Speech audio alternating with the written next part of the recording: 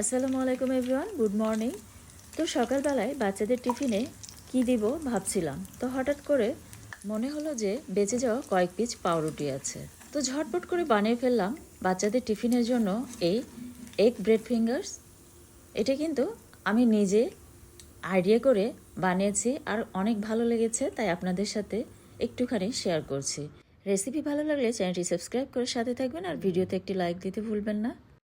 আসলে আজকের রেসিপিটি ভিডিও করার কথা ছিল না, তো ভাবলাম অনেক মজার একটি রেসিপি, জাস্ট আপনাদের একটুখানি আইডিয়া দিই, তাহলে আপনারা কিন্তু বাচ্চাদের টিফিনে ঝটপট বানিয়ে নিতে পারবেন। তো এখানে এই মিশ্রণের সাথে আমি অ্যাড করে নিয়েছি 4 পিস ব্রেড, একটি পেঁয়াজ কুচি, কাঁচামরিচ কুচি, সামান্য একটু গোলমরিচের গুঁড়ি, একটুখানি চিনি, স্বাদ মতো একটুখানি লবণ আর 2টি ডিম ভেঙে অ্যাড করে খুব ভালোভাবে কিন্তু মিক্স করে নিয়েছি। আর ডিমটা দিয়ে কিন্তু পাউরুটিটাকে খুব ভালোভাবে ব্যালেন্সটা করে নিতে হবে। আর 2 টেবিল চামচের মতো কিন্তু ময়দা অ্যাড করে দিয়েছি, দিয়ে খুব ভালোভাবে কিন্তু মিশ্রণটা তৈরি করে নিয়েছি। আর মিশ্রণটা কিন্তু একদম নরম টাইপের হবে। আর ব্রেড ক্রাম্বসে একটুখানি দেওয়ার পরেই দেখবেন যে অনেকটাই শক্ত হয়ে গিয়েছে।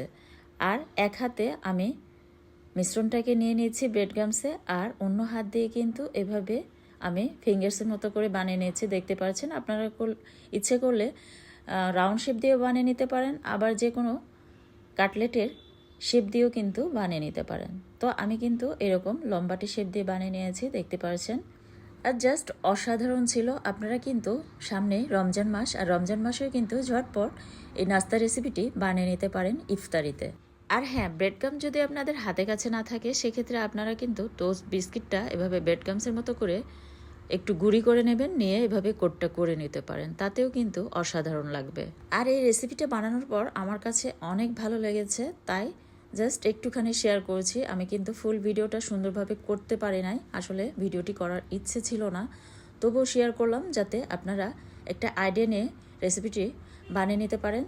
কারণ এটা জাস্ট অসাধারণ ছিল, আমার কাছে ভালো লেগেছে, আর বাচ্চারাও কিন্তু ভীষণ পছন্দ করেছে।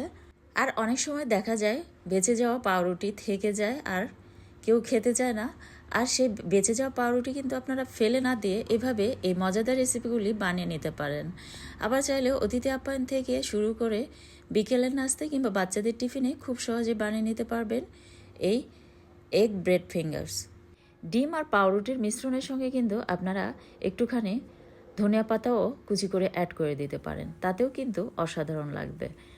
আর আমি প্রথমবার বানিয়ে নিয়েছি, আমার কাছে খুব ভালো লেগেছে, তাই আইডিয়া হলো যে এর সাথে আরেকটু ধনিয়া পাতা যদি অ্যাড করে দিতাম তাহলে কিন্তু আরেকটু বেশি মজা হতো।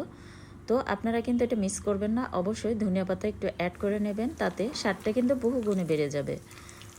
আর আরও যদি কিছু ইনগ্রেডিয়েন্ট অ্যাড করতে চান তাহলে কিন্তু এর সাথে কিছু সবজিও অ্যাড করে নিতে পারেন, আবার চিকেন কিমাটাও অ্যাড করে নিতে পারেন।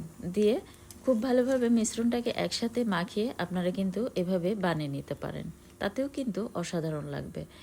আসলে আমাদের নিজের আইডিয়া থেকে কিন্তু আমরা বিভিন্ন ধরনের রেসিপি বানিয়ে নিতে পারি যদি ইচ্ছে থাকে। তো কতটা মজার হয়েছে আর কতটা সুন্দর লাগছে তা দেখে বুঝতে পারছেন। আর ভেঙে যে দেখাবো সেই সুযোগটাও হয়নি, আসলে ভিডিও করার ইচ্ছে ছিল না। তবে ডিম দেওয়ার কারণে কিন্তু এর ভিতরের সাইডটা একদম সফট আর উপরের সাইডটা একদম ক্রিস্পি। তো রেসিপি ভালো লাগলে অবশ্যই ভিডিওটি বেশি বেশি শেয়ার করে দেবেন। ধন্যবাদ সবাইকে।